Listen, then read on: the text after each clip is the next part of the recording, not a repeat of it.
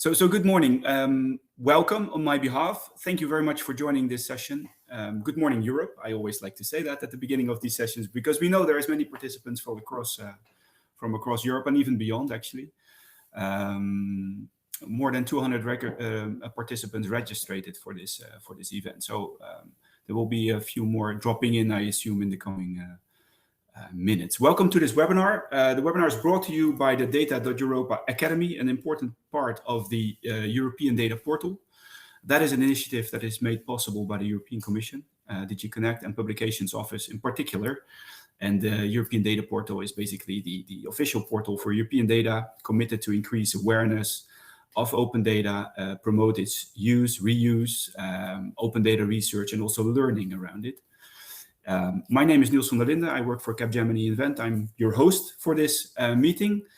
And today we'll be talking about skills, primarily digital skills related to data. But actually, it's not only today. It's the year of skills, as it's been announced.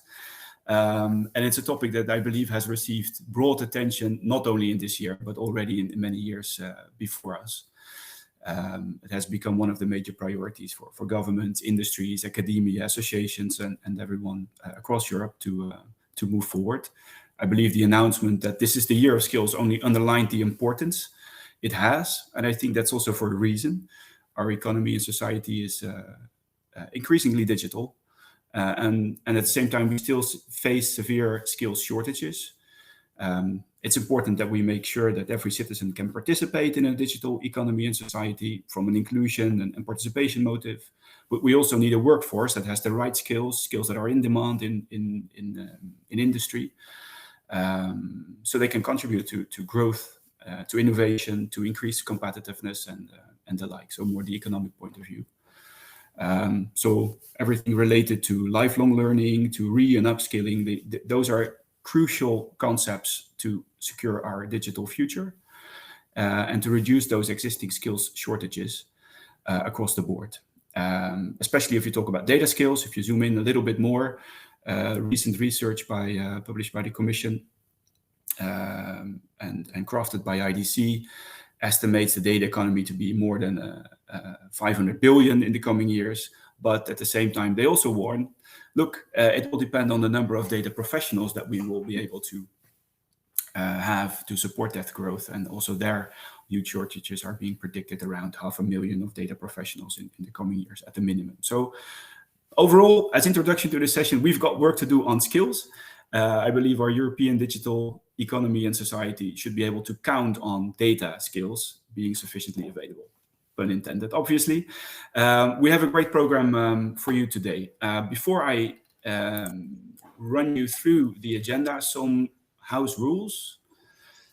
Thank you very much, Marlene. So first of all, the webinar is recorded. We would like to ask you to mute yourselves during the webinar. Use the chat for any questions you might have, and please do so. The idea is to have an interactive meeting. So use the chat to post questions, and we'll try to get them answered today. And at the end of the webinar, we'll get back to you with a short survey that we would like you to fill out so we can further learn and improve for the next sessions. I think we're all used to these sessions by now, so hopefully all is clear. Then let's have a look at our speakers for today. And the agenda that we have ahead. Well, quickly introducing, I'll get to a larger introduction when we get to the different agenda points. We have with us today Immaculada Farfan Velasco, who is a project manager at the European Data Portal, data.europa.eu. Vitis Vaure Tilgaard, policy officer at DG Connect, who will tell us more also about the digital skills and jobs platform and initiatives ongoing there. Ernestina Menezalvas, who is a professor in the Polytechnical University of Madrid, but also a co-chair of the Task Force on Skills in the Big Data Value Association.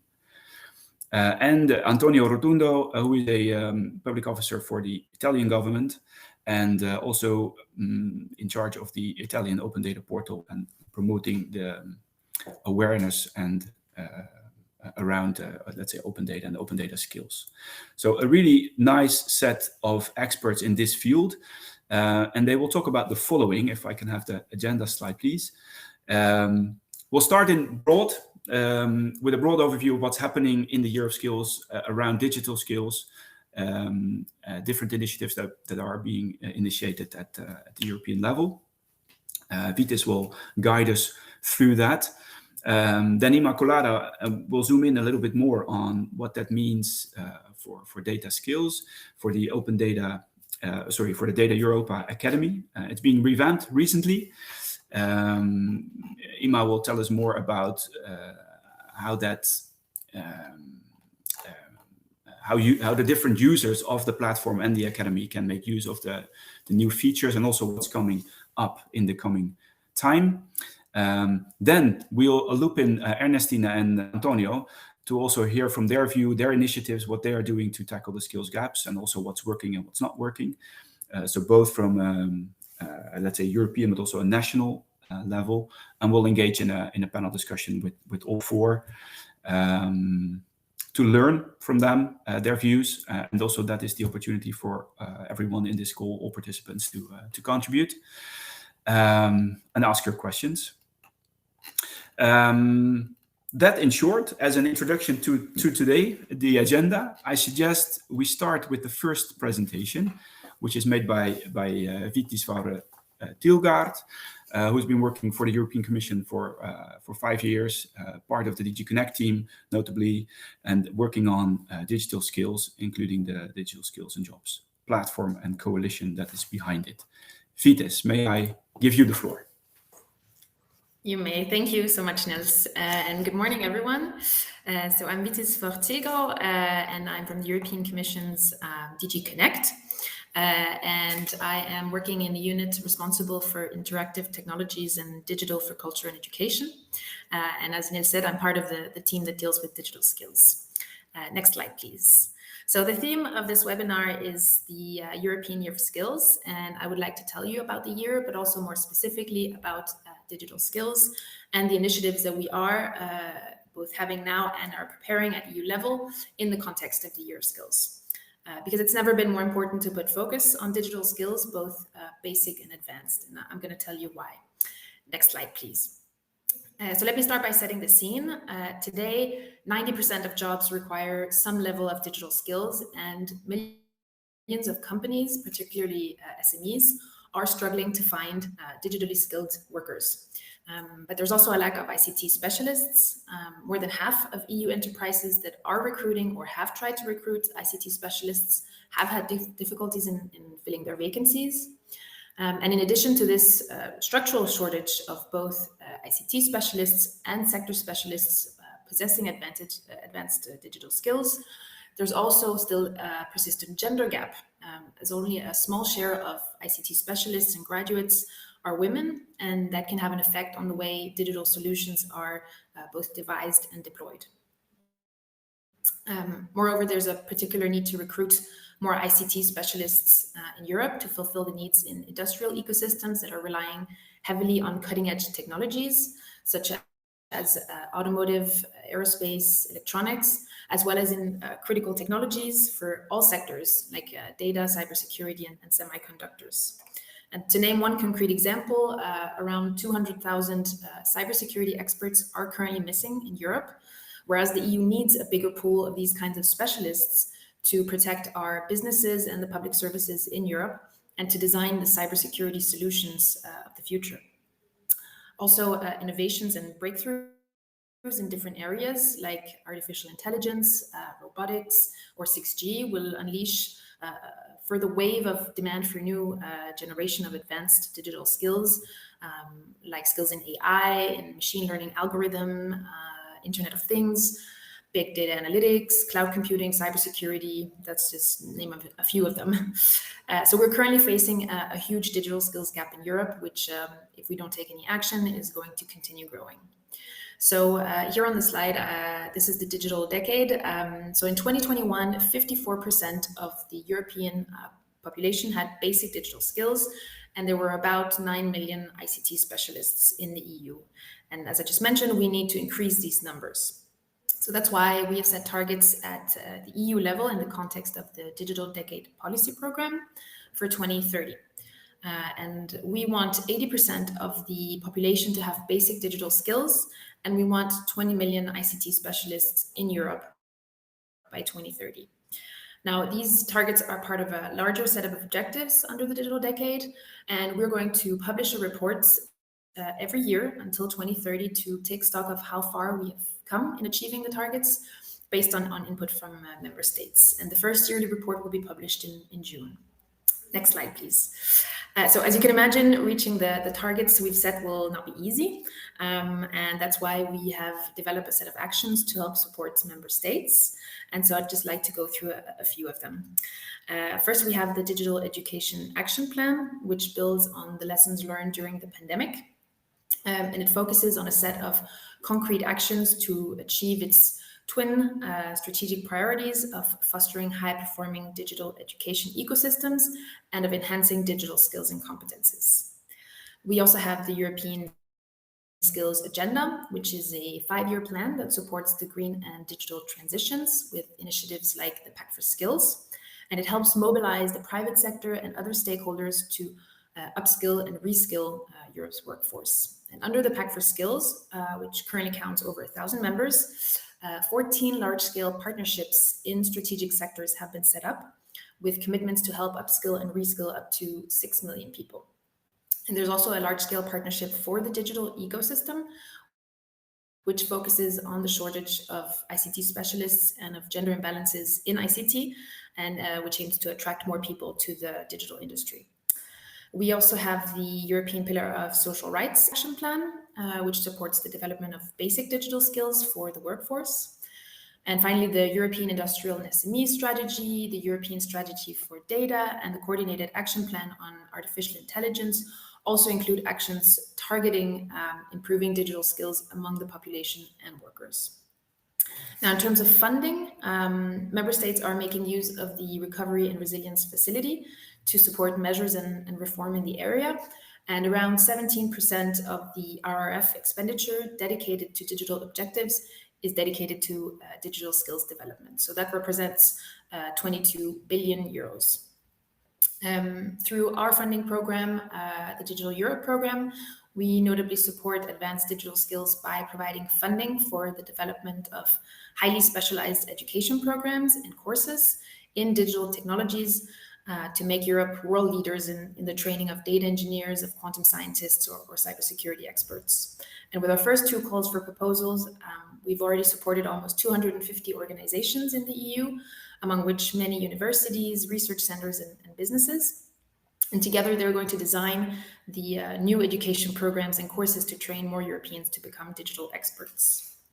In our Digital Europe work program for this year and next year, which was just adopted, we're dedicating over 135 million euros to advance digital skills. And the first round of digital skills related calls for 2023 should open in May, and then there will be a second round in autumn. There are, of course, other funding programs that support actions in this area, including Erasmus Plus and the European Social Fund. So as you can see, we're providing a lot of support and initiatives to achieve our digital decade targets. Next slide, please. So this is one of the initiatives that I would like to highlight because it can be of relevance to many of you. It's the Digital Skills and Jobs platform. It's a one-stop shop for digital skills in Europe, bringing together initiatives, resources, and the digital skills community. And on the platform, you will find good practices, training opportunities, studies, national strategies, data, and opinion posts. And there's a dedicated community space to exchange experiences, to find partners, and to present organizations. We also have a pledge for features, a feature for pledges, where companies, organizations, etc., can make contributions to reducing the digital skills gap in Europe. On the platform, you can also test your digital skills. It's a test that's available in 29 languages. And as Nils said, the platform is the home to the Digital Skills and Jobs Coalition, which tackles the digital skills gap by bringing together both member states, social partners, companies, nonprofit organizations and education providers to raise awareness and to encourage organizations to take different actions to support digital skills training. Currently, there are 25 coalitions established in member states. And since 2021, many of these national coalitions have been creating and updating their own websites by developing a two-way information system with the central digital skills and jobs platform. And at this stage, 15 national coalitions have their website connected to the core platform and are contributing regularly with new relevant content on digital skills related to their countries. We also regularly organize communication campaigns and webinars on the topics of digital transformation and upskilling in Europe, on reinforcing key enabling technologies, and on digital skills for recovery and growth. And the platform will organize an info day session for the Digital Europe program calls that I mentioned before. So if you have any concrete questions, or if you might be interested in applying to the calls, you can look for and join up with partners through the platform's dedicated space. So I really encourage you to join the Digital Skills and Jobs community, and you can sign up to receive our newsletters, which are excellent, on the platform's website to get information on both this info day and all our other activities. Next slide, please. So now to the year of skills. As you know, 2023 will be the year of skills as announced by President von der Leyen in her 2022 State of the Union address. It's going to provide a unique opportunity to really put skills center stage, including digital skills at European level. So the year will start on the 9th of May, and it's going to run for 12 months. It will be kicked off with a festival that will showcase stories of people who have received training and that have improved their life conditions. And throughout the year, we're going to promote upskilling and reskilling opportunities, notably by highlighting relevant EU initiatives, including EU funding possibilities, to support their take-up, their implementation, and delivery on the ground. And events and awareness-raising campaigns will also be organized across the EU to support mutual learning of partners in both upskilling and reskilling. Now, several EU proposals and initiatives have already been adopted or will be adopted during the year of skills to underpin the ongoing efforts and to further boost digital skills development across member states, including notably the adoption of a digital education and skills package, which is going to include 2 council recommendations, one on the enabling factors for successful digital education, and one on the provision of digital skills in education and training. We're also going to launch a Cyber Skills Academy, which will aim at increasing the number of professionals that are being trained in cybersecurity to close this growing cyber talent gap that I was mentioning before and meet the needs of the cybersecurity job market. But you can read more about the year of skills on their website, where you can also find skills-related activities near you. And if you are organizing an event on skills development, we encourage you to add them. There's an event map on the website. So that way you can not only contribute to our efforts, but also help your events and activities get more visibility. Next slide, please. And one of our contributions to the year of skills in the context of the Digital Skills and Jobs platform is the Digital Skills Awards. This is an opportunity to give visibility and to encourage sharing experiences and ideas on how to equip Europeans with digital skills at all levels. The awards are going to reward projects and initiatives that are helping bridge the digital gap in 5 different categories, including, for example, youth and women. And applications for the awards are still open, so there's still time to apply, and the winners will be announced in June. So with all this, I hope I have given you a good overview of the state of play on digital skills and the actions we're taking at EU level to close the digital skills gap. I know it was a lot of information to digest, so I'm happy to share my slides with you. I put all the links to everything I mentioned, so you can look at it in your own time. Thank you. Greatly appreciated, Vitis. Thank you very much. I already see some questions popping up in the chat also, but I'll try to. I suggest we save them for the panel discussion later.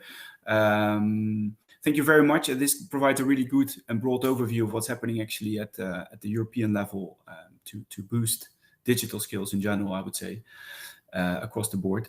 We'll now zoom in a little bit more into what's happening within the open data world, so to say, the data.europa Academy. Immaculada Farfan Velasco is a project manager working at the Publications Office of the European Union, and she's been working on open data for over 4 years and currently manages the data.europa Academy. Ima, I know you have been working quite a lot on this to promote, to let's say, advance and improve the Academy as it stands. We're very keen to learn from you what it brings for its different users and how you see it even further progress in the coming years. Floor is yours. Great, thank you very much, Niels, for the introduction. Also, Vitis for the introduction to all these initiatives on data skills, on digital skills.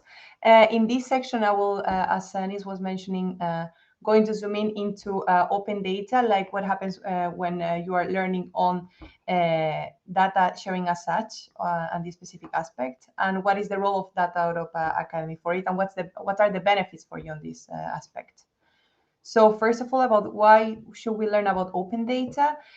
So we work with different stakeholders, with public administrations, citizens, and enterprises, and in somehow we can say that it can benefit from different levels, different sectors of our society. So learning on open data will improve transparency and accountability. This happens especially on the role of public administrations. If public administrations make their data open by default and they learn about open data as such, they will provide more trustworthy information on important matters for citizens, such as, for example, public spending, how it is used, and then is somehow connecting further with citizens, but at the same time providing evidence-based information.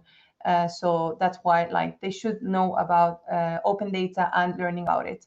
At the same time, when you're putting open data at the fingerprints of citizens, you are empowering them with evidence. So somehow you're fighting disinformation because you're providing them with evidence-based information from which they can make their own assumptions. So you're empowering citizens with this resource. That's why it's very important that they learn about it and how to use it.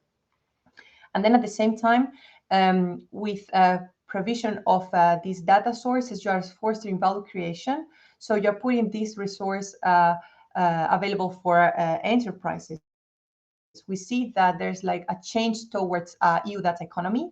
And at the same time, businesses, enterprises are changing their business models, and they're trying to monetize data. They want to use it as an active resource in order to get profit or to boost innovation in the organization. So for this reason, we can see that there are more and more enterprises, SMEs, and startups that are trying to learn more about open data and how to make the best out of it. And with this, when you are involving all these sectors of the society together with researchers and journalists, etc., is somehow where you're moving towards a single market of data and data.europa data economy. So somehow data.europa is kind of the bridge or the that brings together data providers and data users. So there's a bridge between them. So we work with different public administrations in order to put those information available for all the data users. We try to understand who is behind these data users, who are those people who are interested on us, and we undertook several surveys to understand who they are. Surprisingly, there's a huge variety of them. So we have public administrations, developers, researchers, journalists trying to bring data to their articles, but at the same time, yes, private companies. But how can you actually provide tools to all of them, and how you can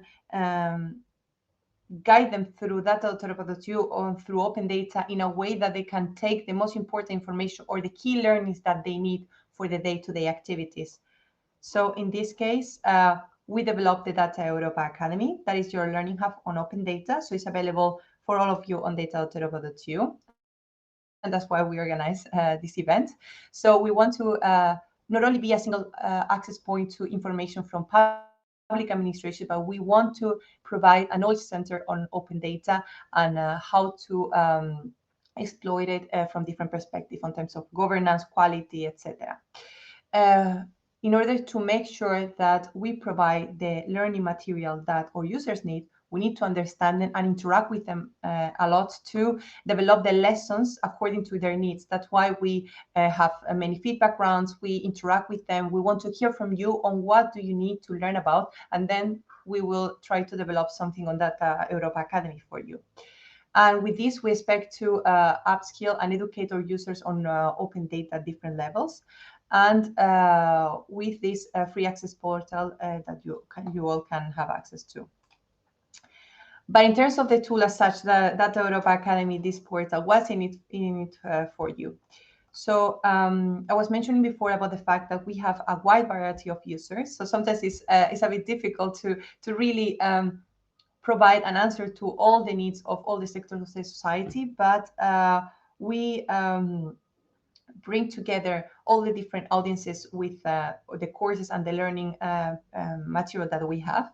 So if you go through the data.europa Academy, you will see that there are like specific lessons and courses for academia, civil servants, data providers, developers, journalists, NGOs, private sector students. So you only need to browse it according to your profile, and then you will find something that might be of your interest.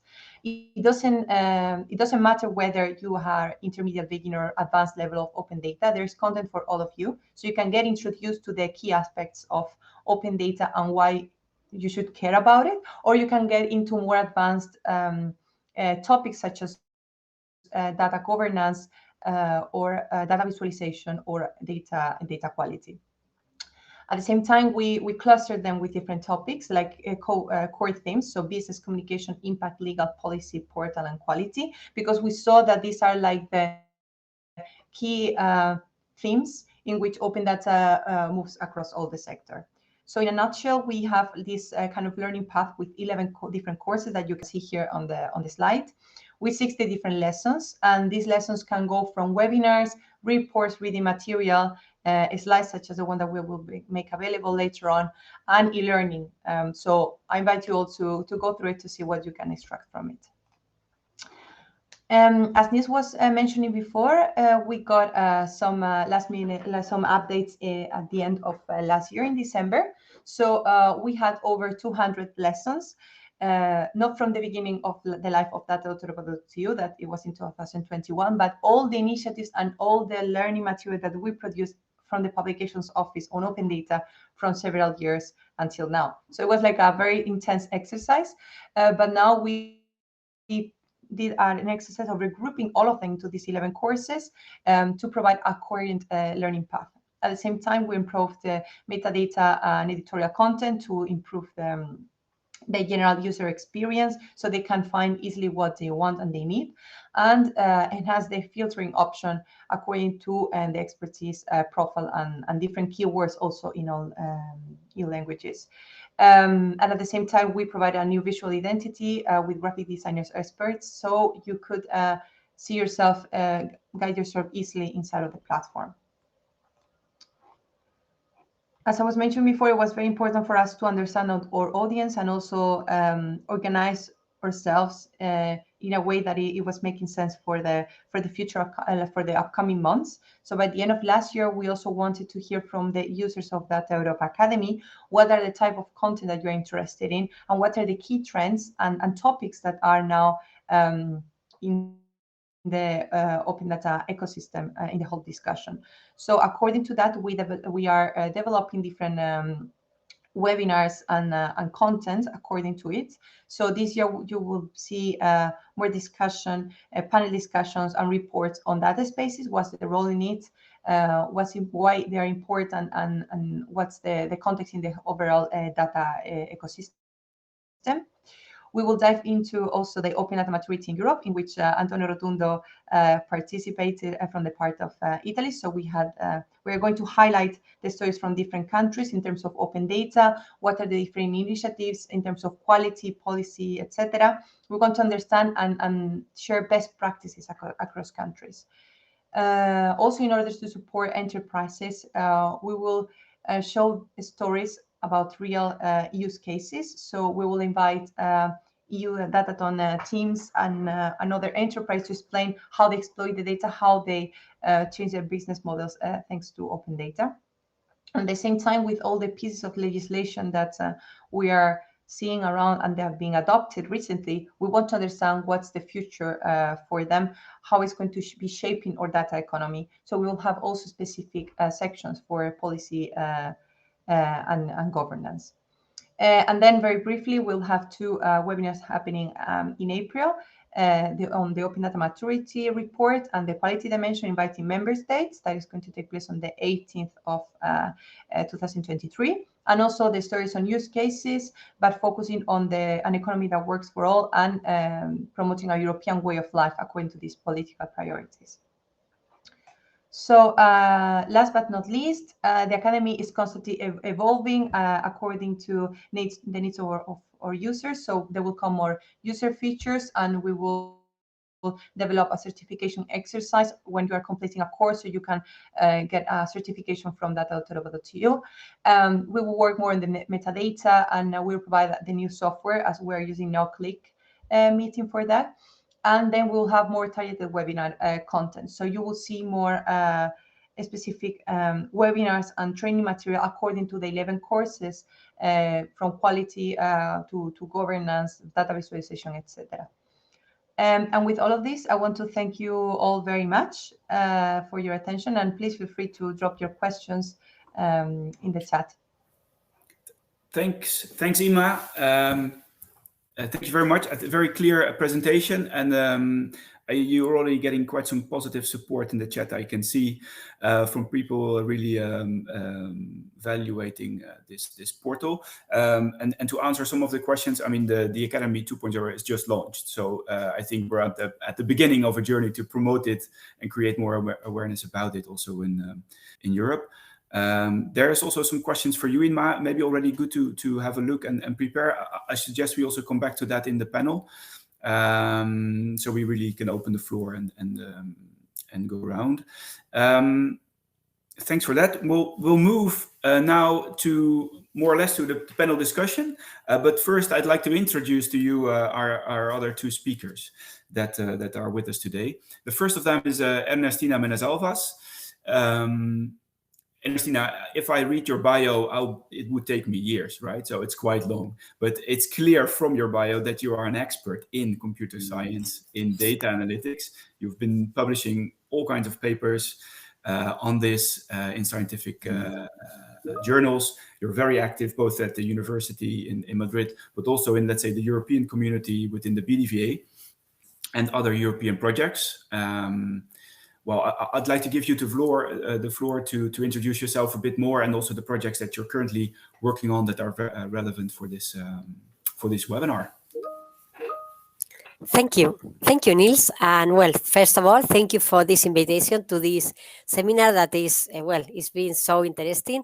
And well, we are in the year of the skills, and as the previous presenter has said, is because skills are, is the hot topic these days, specifically on digital skills, and well, just specifically on the lack of people with the proper skills.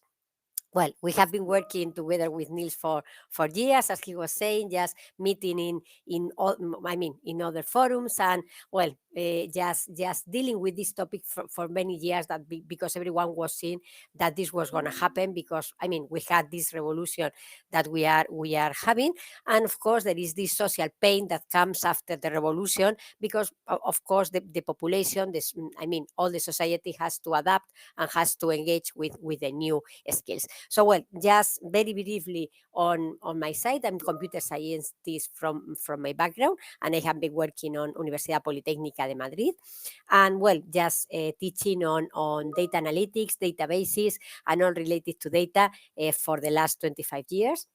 And well, right now, I would just like to present two specific initiatives in which we are working. One, we have been working for the last 10 years, because since the BDVA that was called BDVA and now is BDVA DAIRO, also because it joins just with the robotics community.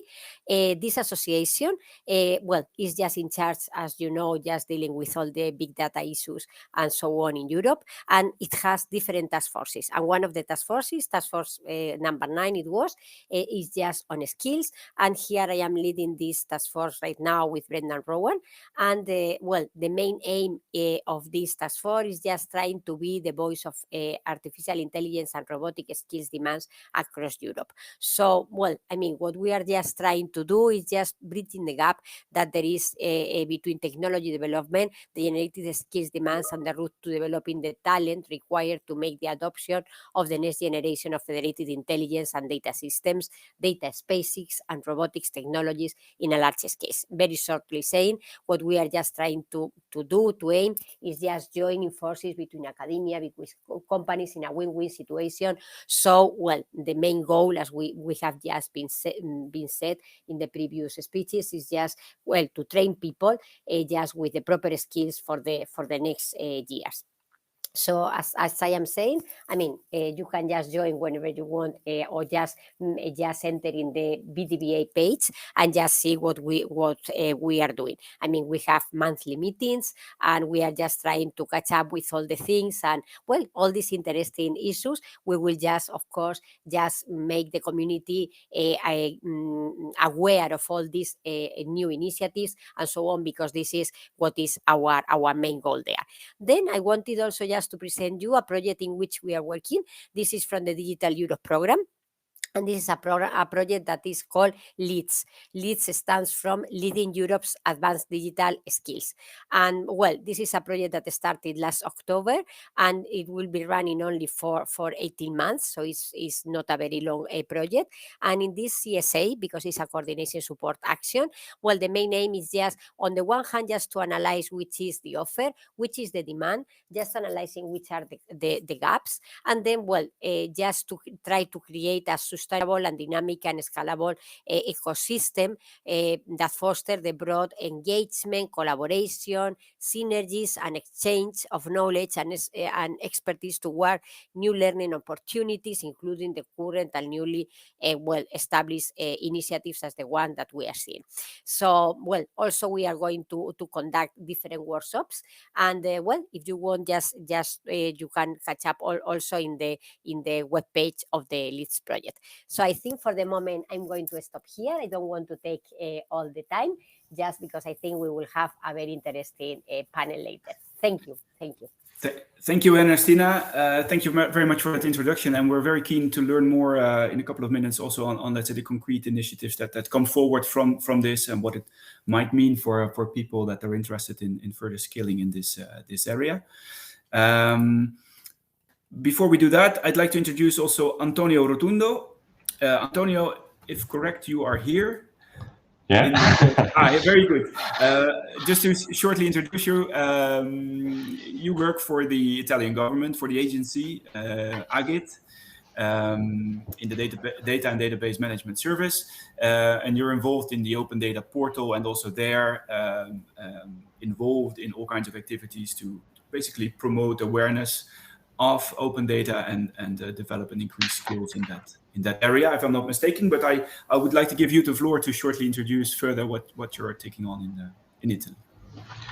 Thank you very much, Niels. Good morning to everybody, and thank you also from my side for the invitation to this interesting webinar. I confirm that I'm not Flora, but I'm Antonio Rotundo. And I am, as you said, a public officer at Agency for Digital Italy, and the acronym is AGID, where I work for the definition and the implementation of data policy and strategy. And in this context, one of the latest initiative is the definition, the publication of the specific guidelines for a better implementation of the Open Data Directive, also linked to the recent regulation about the high-value datasets.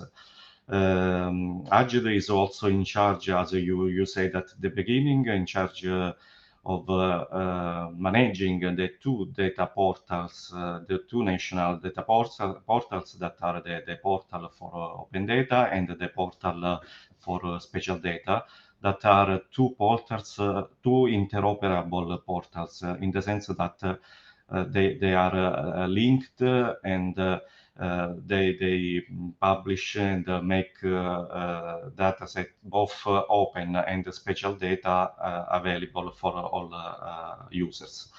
As you understand, my work activity focuses mainly on data policy and management more than specifically on the promotion of skills and so on. But in our activities, we also organize and promote several events for training and increasing awareness on the importance of digital skills in our fields of interest. And we also contribute to the definition of a national standard for professional profiles linked to the European e-competence framework or European qualifications competence. We published several national standards on the professional profiles where the specific skills are identified for each professional profile. In addition, we also organize several series of webinars dedicated to civil servants, but also to data users, data providers, private sector, and so on. In the last 10 months, we organized 3 webinar series for a total of 14 webinars focused on the implementation of guidelines about open data. For each webinar, we had a very high number of participants, around 700-800 registered people for 5-6 actual participants. And this, in my opinion, highlights the need for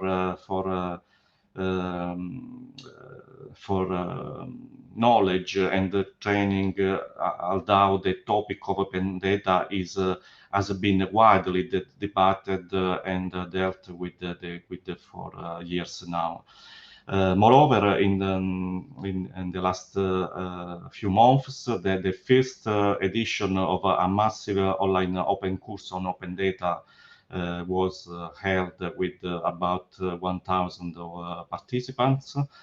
And the other 2 editions are scheduled in starting on 4th April, the first one, and at the beginning of June, the second one. Beyond the open data, my organization is also involved in in many initiatives about the digital skills, such as the Grand Coalition for Digital Jobs. In the past years, my organization was the national contact point, and also AGID published some guidelines for the quality of digital skills in ICT professions, and the guidelines for the harmonization of professional qualifications and profiles in the ICT field. And a few years ago, also, AGID published a report about the Observatory of Digital Skills in Italy. Besides AGID, other public administrations, such as the Minister for Public Administration, deal with digital competencies and the skills. The recent initiatives are the National Strategy for Digital Skills and the related operational plan updated the last year. A Guidance Act for training that promotes training, planning, and development of the skills for the digital transition in the public administrations. And finally, a few days ago, also the Italian translation of the latest version of DigiComp, the Digital Competence Framework for Citizens, has been published.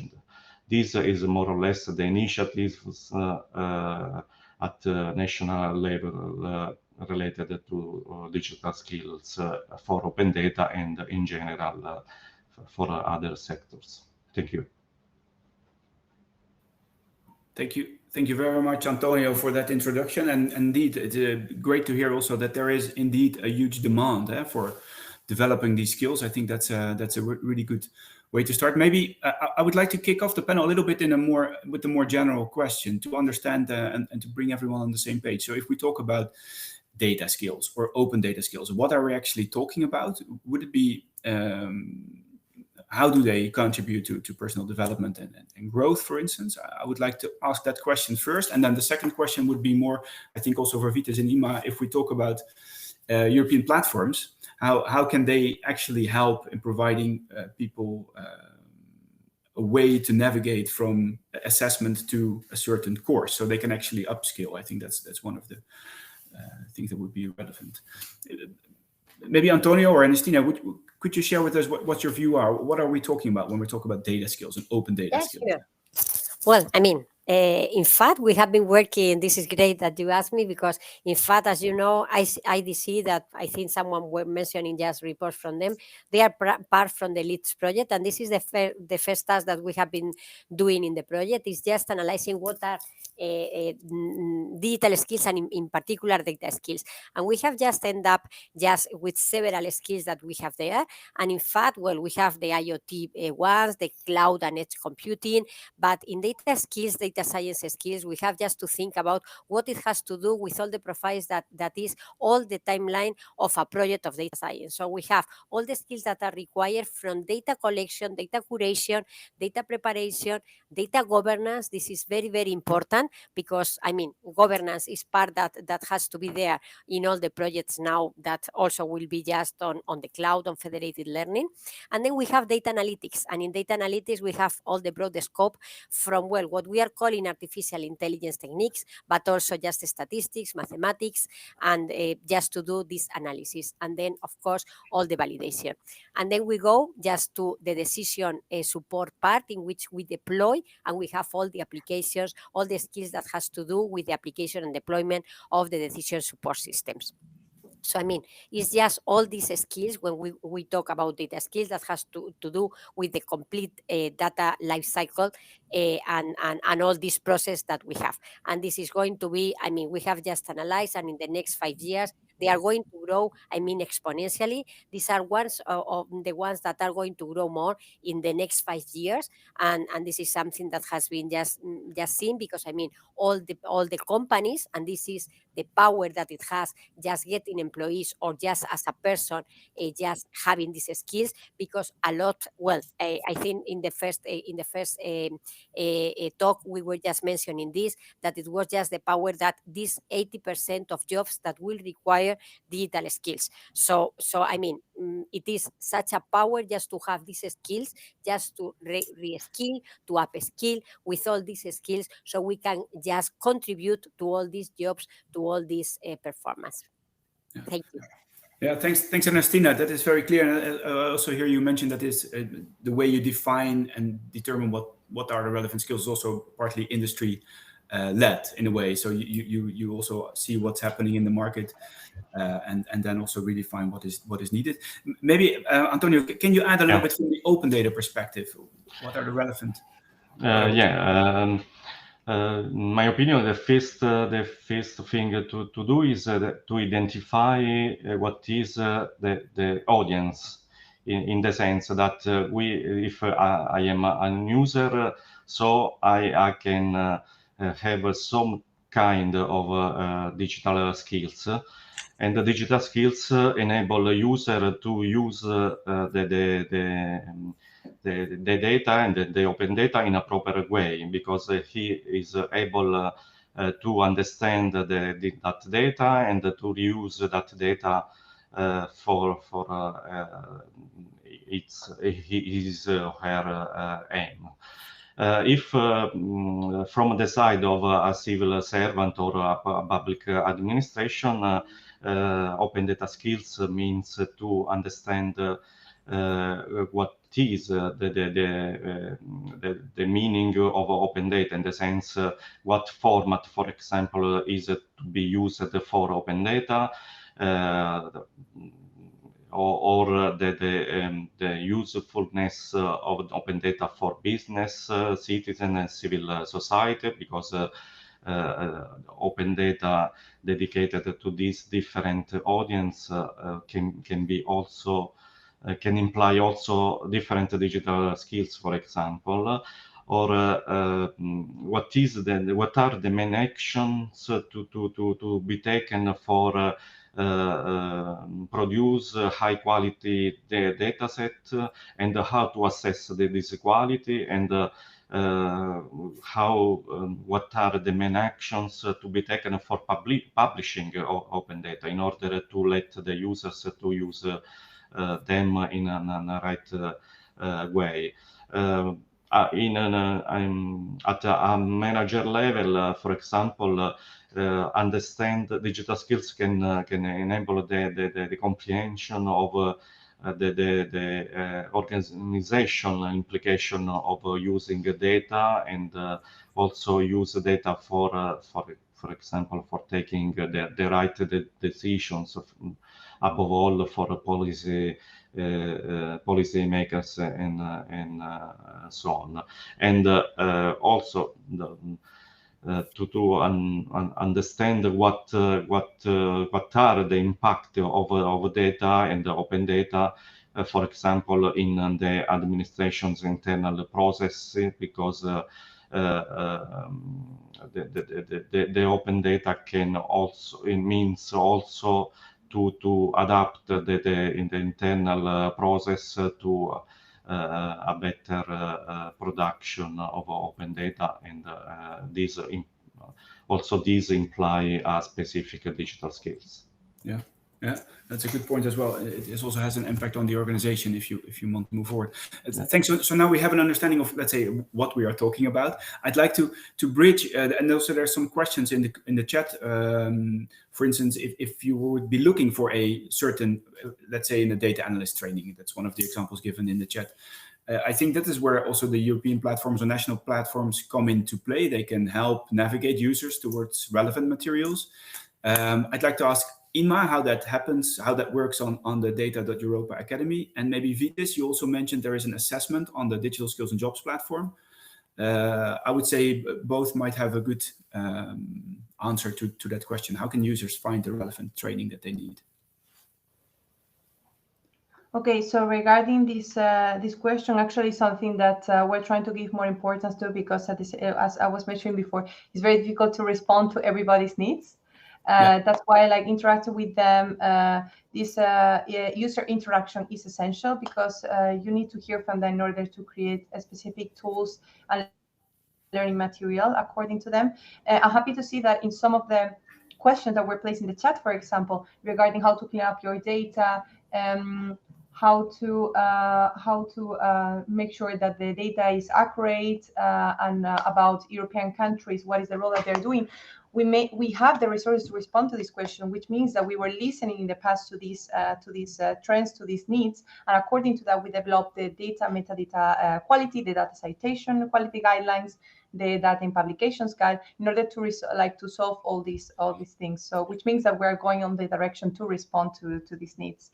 But at the same time, I would like to emphasize, and this is a bit linked to what Ernestina and Antonio were mentioning, we also have to see in which moment you are in your learning process, in the learning curve. No, we saw this with public administration, that are the actors with whom we work more with. So depending on the level of maturity on open data, they may need more insights about governance and policy when they want to establish this policy when they're starting, or when they're more advanced, they want to dive more into the impact of open data, actually what is the general role of it? How can we actually boost businesses with it? So depending on that, we have to try to find a solution for them. And with that, I'll talk about it to you. I would say that with these new functionalities on the 2.0, we try to break down all this information into small blocks and different themes and target audiences to respond to these needs. Thanks, Ima. Yeah, and maybe before I'd like to also to give the floor to Vitis, but there was related that also a question around whether the platform, the data.europa Academy, is also available, accessible for people outside of Europe. Yes, absolutely. Yes, yeah, indeed. Yes, it's free access to everybody. So feel free to get for it. I will share the link actually. Yeah, really good. Vitis, can you loop us in a bit on the assessment that is available on the Digital Skills and Jobs platform, and how you see that that important role of guiding individuals towards the right training they need? Yeah, so the test that we have it's developed in-house, and it's also available on the Europass website. It's quite comprehensive. I think it's about a 20-25 minute test. So it's a self-assessment test. So it's asking questions about how you feel about how well you master certain skills when it comes to digital. But indeed, it is a way to give people a sense of where they stand, and then guide them through the options that are available. Considering that there is a wealth of incredible actions and initiatives. So at both layers, at the EU level, where we provide funding and support, but also both at national, at regional, and even local level. So that's also what we're trying to bring to the forefront with initiatives like for the digital skills awards. We really want to put a spotlight on these initiatives that work incredibly well, to try to also upscale them and inspire other member states or regions to take them up. So that the community is really important, and that's also why we have these national coalitions, so that we are sort of in constant communication with what's happening on the ground.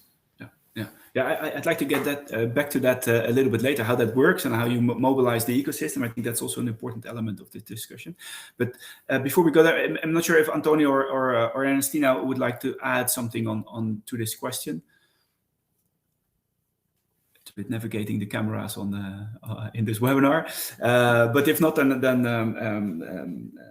let's move forward here as well. When we talk about all these initiatives that are being, let's say, deployed both at the national level or European level, well, I would say key is that you mobilize the right ecosystem, the industry, the associations, the universities, obviously, the policymakers, and so on. Maybe we can start, Vitis, with you. You already mentioned it. How does that work, and what are the success factors that you think are important? So indeed, the community and stakeholders are extremely important. We base all our actions on that. Maybe just to start by saying that we do a lot of consultation. So for example, we started in 2021 and only just completed now a structured dialogue with member states on digital skills, on education, to really get a good sense of what challenges they're facing, what the situation is for them, because as someone wrote in the chat, it can vary from country to country. So all that fed into the council recommendations that we will be publishing soon, but also into the reports that we will be doing on the digital decade, where we're taking stock of the situation 1 year after we've published the policy program. But so concretely for skills, it's the Digital Skills and Jobs Coalition, where we have a very wide array of stakeholders that we're getting to pledge to make actual concrete commitments, but also then a sort of a tighter group with these national coalitions in the different member states, 25 member states. But I mean, very concretely, we meet with them once a month, and they help us determine what kind of communication campaigns we need to do, what kind of events we need to do to raise awareness about the problems they're facing.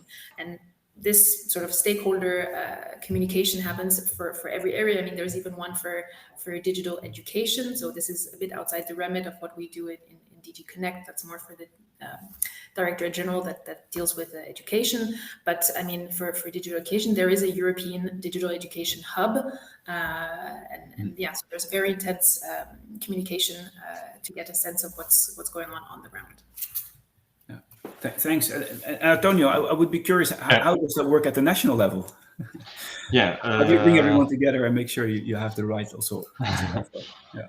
I would want to add something to a European level first, because I at my introduction, I referred to the European e-competence framework. And in my opinion, that is a very important framework, because in that context, the specific skills are identified for each professional profile, and that standards are defined by the European body of standardization, that is CEN. And for example, I saw the question in the chat about a standard definition of a data analyst job. In that context, there is standards that made available the definition of the data analyst and identify, as I said, the specific skills for this profile and for other profile. At national level, I mentioned the Guidance Act published a few days ago from the Minister for Public Administrations that address the activity of public administration to plan and develop the skills of their civil servants in order to get some results, increasing results in the next years. And linked to that, there is also the launch of a national platform that is named Syllabus, that provides the users, the civil servants specifically, with the skills needed to enable and make public administration digital transition effective at all levels. And concerning the digital skill for public administration, this platform is based on 5 skills areas that are data information and documents, communication and sharing, security, digital services, and digital transformation. So all the public administration are required to register to this platform and offer to its civil servants the courses made available in this platform, depending on the areas they are interested in. In addition, the webinars I mentioned and the mock we organized are available in a specific portal dedicated to the public events and dedicated to training events specifically, where all the users, not only civil servants, public administration, so on, but also private sector, citizen, academia, and so on, can access to these webinars because we published all the recording of the webinars and all the presentation made by the speakers invited. And in several webinars, also colleagues from publications office was invited to share and to promote the guidelines, for example, about the data quality, in order to have at all levels the same arrangements about data quality, in order to have a common understanding also of the data and the quality of the data. Yeah. And so now I'd be interested also to learn a bit from you on as a being part of the government How do you see your role in that ecosystem? Are you the one who tries to pull everyone together or facilitating the progress? How do you make sure that these things move forward? But I think that we have an important role for increasing the awareness about digital skills, because we inform the audience, public sector, but also private sector, citizen, and so on what the technical rules required to be made. But these technical rules requires also specific digital skills that are to be improved and increased. And by knowing what is the aim and the final step we want to arrive, so we are also aware of what digital skill we have to have. And we in this webinar we give the opportunity to the audience to provide us with their feedback, also in order to tell us what is the specific skill to be improved, in order to organize these events aligned to the needs of the audience and the needs for the digital skills the audience want. So I think that the role of my organization, but in general of the government, is very important, both for citizens, but also for the civil servants and the private sector. Also because for example, the Open Data Directive is addressed not only the public administration, but also to private sector, because private sector is required to share its own data also as open data, and these imply that also private sector should have digital skills aligned with these requirements. Yeah, thanks, Antonio. And clear point. You have an important role in that sense, and I also learned from you that also the collaboration between national initiatives and European initiatives is helping in that sense. I'd like to get also the view of Ernestina on this, being more, let's say, in the academic world, coming from that perspective. How do you see that? How do you make sure that you know? Yeah, I think that all these initiatives are very interesting because they are top down. So we come from Europe, then we go to the team members, and now we go in each at the local level, that we have to start from down, bottom up approach. Yeah, sorry for my just not finding the word. So yes, a bottom-up approach in which we start definitely from the academies, even from the vet centers. And we have, I think, the win-win situation is in which, academy or vet centers cannot work, trainers cannot work alone. So this is the win-win situation is just to align with companies. So the win-win situation is the one in which academy just engage together with companies, and we just see exactly which is what has to be done. In this sense, at the local level, there is a point because academies, if we go for accredited courses, this is something that is not flexible, and this is something that will take very long to change our schemas. So that's why also the university, the academy has to find ways that are more flexible. So we have to go for micro-credentials, we have to go for training courses that are not the regular courses, the regular masters, or the regular offers that we have, because otherwise we cannot just fulfill the digital decade. We are just talking on a scope that is only 10 years, well, less than 10 years now.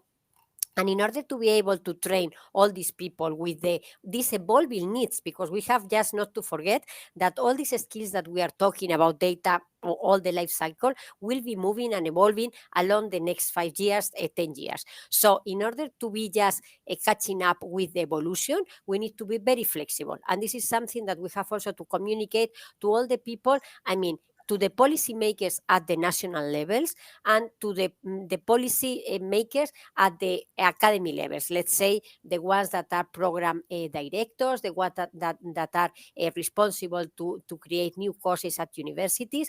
This is something that we have to keep in mind, that with the regular offer, we will not be able to train all the people that needs all this training that we have been seeing. Yeah. So definitely, we need this win-win situation and these flexible approaches.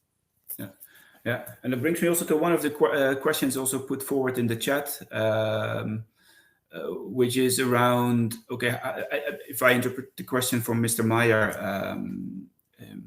how do we make sure that we can bring also the right, let's say, courses that actually also fit the audience? So he has a remark, okay, we don't really need the one-size-fits-all MOOC training courses, for instance, but we need a more customized approach to get certain groups in, let's say, further skilled. And I guess that also goes for basic digital skills, but also for data skills. If you would like to take small, medium-sized enterprises along in this journey, I guess that requires a different approach than if you would target larger companies or larger organizations. Is any of the experts? How would you see that? How do we make sure that we reach every segment in the right way, basically? I'm raising my hand, Niels, but I'm not sure if you can see it. I can see it. Hi, Ima. Great. Yes, thank you very much for the overall discussion. I was taking note of everything, and it makes me reflect a lot. Actually, I was thinking now about the importance, about what you were mentioning about the fact that we have to evolve, we have to be flexible, and we have to be dynamic in terms of the content that we provide, because it's something that is going to keep evolving over time. That can be sometimes challenging, for the data users to really keep like all the curiosity and learning ongoing, because sometimes it goes on top of their jobs. But it's very important also, as well as providers of these learning courses, to advance ourselves according to the different trends and that are happening around us. So, for example, just to give you a use case, when we had the COVID-19 outbreak, that it was something that none of us was expecting to. We already had like a planning for webinars, we had a planning for training and everything, but we had the outbreak happening at the same time, and it's something you cannot work in parallel with. It's part of our lives. There are the things that people are interested in, and they want to get information out of it. So we had to try to find rapid and quick solutions for them, for our users, so they could understand what was happening, where they could find the relevant data about it, trustworthy information of this outbreak, and which were the data providers who were providing actually like some sort of tools for this crisis management. So we organized targeted webinars for them, and it had a very, very like good response from our users, because it was actually what they needed to know about. So this was one of the examples, and somehow we're seeing it now happening as well with the pieces of legislation that are being adopted. So our public administrations, they want to know more about high-value data sets. They want to know more about data governance act, about harmonization between the different national countries, and it's something we are trying to prepare and to work on now in order to reply to their needs. Yeah, great. Thanks for answering that. Any of the others who would like to add to that? Maybe I can just add that from the European side, I mean, this is something that's very much at the center of our actions. It's important that we don't leave anyone behind. I mean, especially for the digital transition, it's really for all of us. So our calls for proposals always take that into account. We even have specific funding, that cover this. And I also just wanted to echo what Ernestina was saying about the digital technologies that are evolving more and more rapidly. And we're all witnessing the power of for technologies like, for example, AI, particularly in the last few months. That's been very interesting. And as these technologies evolve, we need people with new kinds of skills. And so improving one's digital skills also means, contributing to Europe's growth and to our digital sovereignty. And another point I just also wanted to make, because I've been focusing so much on digital skills and ICT specialists, we're also facing a huge digital skills gap in more traditional professions.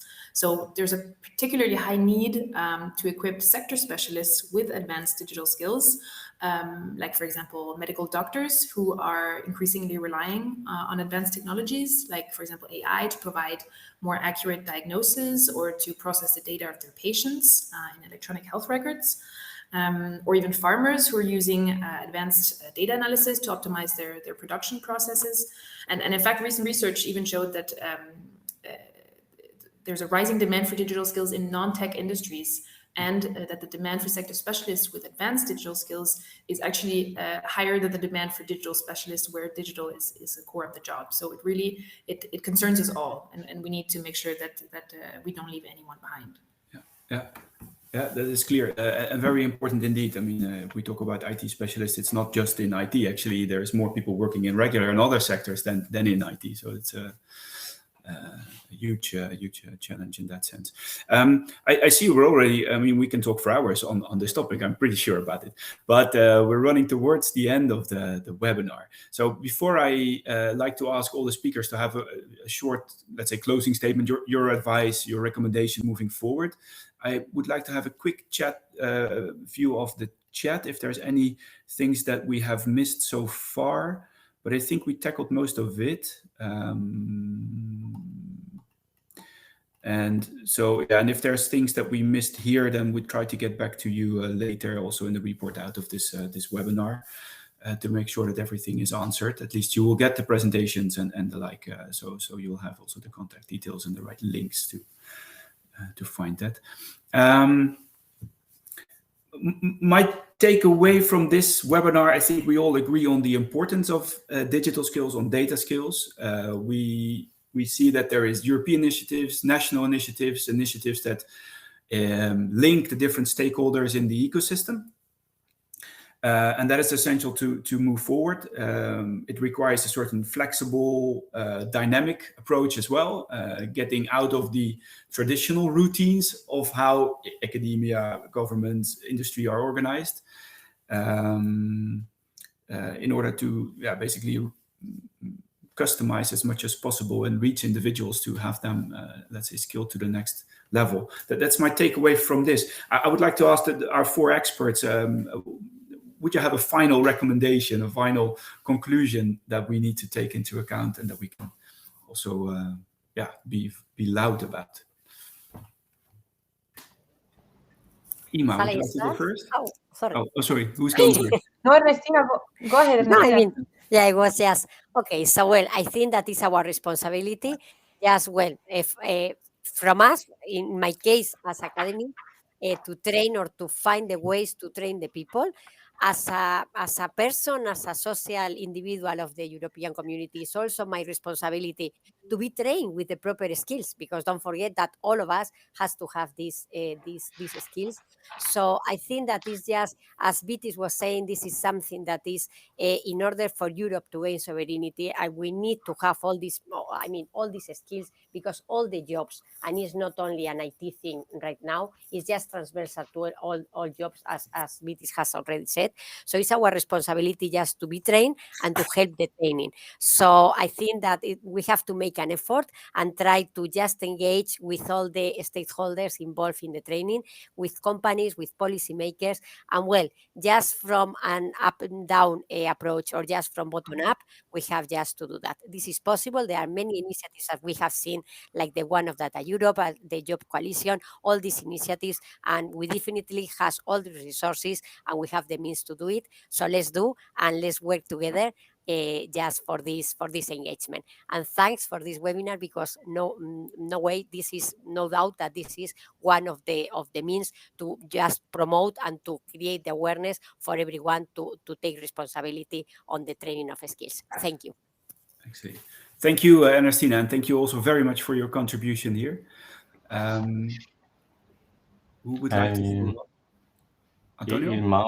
Okay. Oh, I think that the first thing is to have clear in mind what is the objective, because in base to this, everyone can identify what digital skills she needs. And the second is to use the tool, the platform that are available, because in many cases